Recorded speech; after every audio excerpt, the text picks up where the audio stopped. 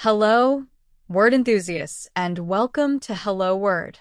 I'm your host, Alex, and I'm thrilled to have you join me on another linguistic adventure.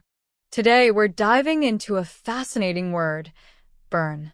Burn is an A2 level verb that means to set on fire. It's a fundamental word with wide-ranging applications in our daily lives.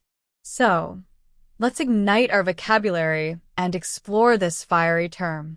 To burn essentially means to be destroyed or damaged by fire, or to destroy something with fire. It's a process that involves heat, light, and often smoke. In everyday language, we use burn to describe everything from cooking food to experiencing emotional distress. For instance, you might say, I accidentally burned the toast, or the sun burned my skin at the beach. Let's explore some synonyms for burn that capture similar ideas. One synonym is ignite. The match ignited the campfire, providing warmth and light. Another is combust. The fuel combusted in the engine, powering the vehicle. We can also use the word scorch. Scorch marks were visible on the pan where the food had been overheated. Finally, consider char. The wood was charred after being left in the fire for too long. Now, let's look at some antonyms of burn to understand contrasting meanings. A direct antonym is extinguish. The firefighters worked quickly to extinguish the flames before they spread. Another antonym is douse. He doused the campfire with water to ensure it was completely out. We can also use the word smother. They smothered the fire with a blanket to cut off its oxygen supply. Consider also quench. She quenched the embers with a bucket of water. Another opposite can be cool. We let the hot metal cool down after it came out of the fire.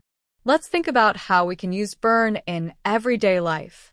Imagine you're cooking dinner and you accidentally leave a pot on the stove too long. You might say, "Oh no, I think I'm going to burn dinner." Or if you're talking about a painful experience, you might say, "The memory of that day still burns in my mind." You can also say that you want to burn some energy by going for a run. These are just a few examples of how burn can be used in daily conversations and common expressions. Here are some more usage examples of burn in sentences and phrases. The candle began to burn brightly in the dark room. The trash burned in the backyard incinerator. She felt a burning sensation in her throat when she had a cold. The sun was burning hot today. The old documents were burned to protect national secrets.